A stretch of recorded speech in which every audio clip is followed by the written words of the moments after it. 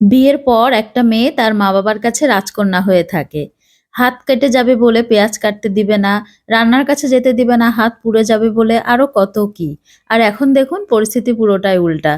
পরিস্থিতি আসলে সবকিছু মানুষকে মানিয়ে নিতে সাহায্য করে। আসসালামু আলাইকুম, কেমন আছেন সবাই?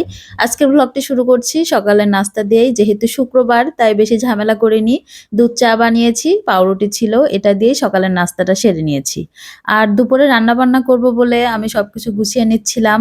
অনেকদিন খিচুড়ি খাওয়া হয় না, যেহেতু আজ ২-৩ দিন যাবৎ মেঘলা আকাশ, মানে সারাক্ষণ কুয়াশায় মেঘে ঢেকে থাকছে।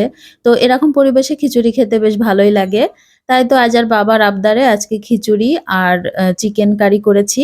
সাথে বেগুন ভাজিও ছিল। তো ১ম এ আমি চাল-ডালটা ধুয়ে ভিজিয়ে রেখে এদিকে চিকেনটা রান্না করতে চলে আসলাম। তো মুরগির মাংসটা রান্না করব বলে মসলা কষিয়ে নিয়েছি। আর আজকে আ শক্ত যে লেয়ার মুরগিটা থাকে সেই মুরগিটাই বের করে নিয়েছি ফ্রিজ থেকে, আর সেটাই ভালো করে কেটে বেছে রান্না শুরু করে দিয়েছি। এই মুরগিটা রান্না করা একটু ঝামেলা আছে। কারণ অনেকটা সময় লাগে সেদ্ধ হতে। তার জন্য আমি প্রেশার কুকার ব্যবহার করেই থাকি সবসময়। আর প্রেশার কুকার দিলে কি হয়, কাজটা সুবিধা হয়, আমার তাড়াতাড়ি রান্নাটাও হয়ে যায়। তো আমি এদিকে ভালো করে মসলার সাথে মাংসটা কষিয়ে নিয়েছি আর প্রেশার কুকারে দিয়ে দিলাম কষানোর পর। এদিকে আমি হাতে মাখিয়ে খিচুড়িটা রান্না করব। তো এখানে চাল-ডালটা ভিজিয়ে রেখেছিলাম ২০ মিনিটের মতো। তারপর আমি চালের সাথে সমস্ত মসলা একসাথে মিশিয়ে দিয়েছি। গরম মসলা, পেঁয়াজ, রসুন কুচি, কাঁচামরিচ কুচির সাথে অন্যান্য গুঁড়া মসলা দিয়ে ভালোভাবে মিশিয়ে নিচ্ছিলাম। আর একটু তেলের পরিমাণটা বেশি দিতে হবে। হাতে মাখিয়ে খিচুড়ি রান্না করলে কিন্তু বেশ মজা হয়। মাঝে, মাঝে চিন্তা করি যে সময়, পরিবেশ, পরিস্থিতি মানুষকে কতটা বদলে দেয়। আগে যখন বয়স অল্প ছিল তখন একরকম চিন্তাভাবনা ছিল, যে জিনিসগুলোকে ভয় পেতাম, করতে চাইতাম না। এখন সেই জিনিসগুলো কতটা সহজ হয়ে গিয়েছে। এখন আমি আবার অন্যদেরকে বলি যে এটা অনেক সহজ। রান্নাবান্নার ক্ষেত্রে আগে চুলার কাছে যেতেই ভয় পেতাম, আর এখন আ আল্লাহর রহমতে সবকিছুই পারি। পড়ালেখা করে, চাকরি-বাকরি করে যে যত উঁচু জায়গায় পৌঁছায় যাক না কেন, এই রান্নাঘরে এসে হাঁড়িটা তাকে ধরতেই হবে। খুন্তি ধরতেই হবে, রান্নাবান্না তাকে করতেই হবে। যাই হোক, আমার এদিকে চিকেনটা প্রেশার কুকার থেকে নামিয়ে কয়েক টুকরো আলু দিয়ে দিলাম, কারণ আলু ছাড়া তো চলবেই না।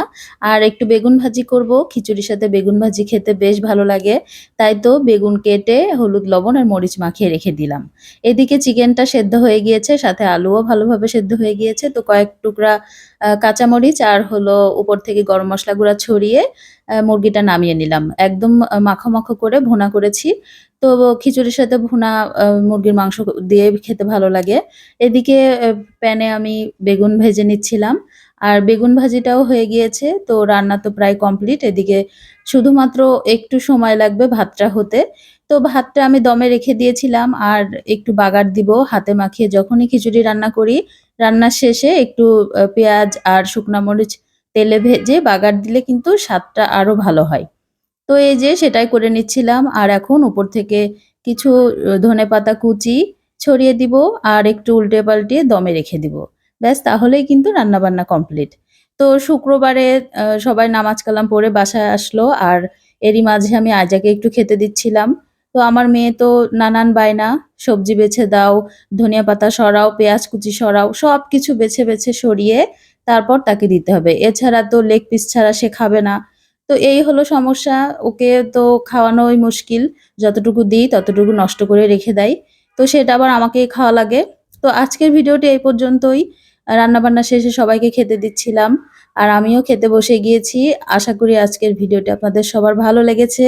ভালো লাগলে অবশ্যই লাইক করবেন। সবাই ভালো থাকবেন, সুস্থ থাকবেন, সাবধানে থাকবেন। আল্লাহ হাফেজ।